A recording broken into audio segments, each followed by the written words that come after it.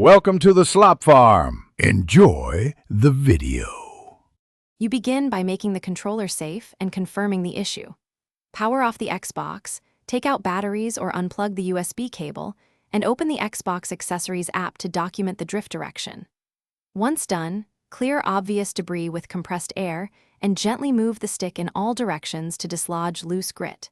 Make sure to work on a clean surface and have Torx bits, a plastic pry tool, and 70-99% isopropyl ready. This prevents damage once you start opening it. Now you open the shell and access the joystick assembly carefully. Remove the internal screws, separate the halves with a plastic spudger, and lift the faceplate so you can see the stick module. Once exposed, apply contact cleaner or isopropyl around the potentiometer while spinning the stick to dislodge corrosion, then blot with a swab. Make sure to inspect the ribbon cable and solder joints for damage and reseat any connectors. This is where most intermittent drift returns if left unaddressed.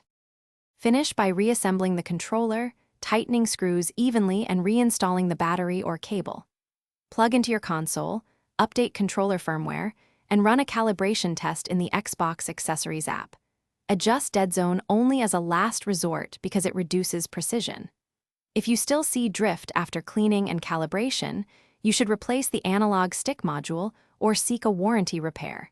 These are common final fixes. Troubleshooting tip: persistent drift after cleaning usually means worn potentiometers. Replacement is the reliable solution. Thanks for watching.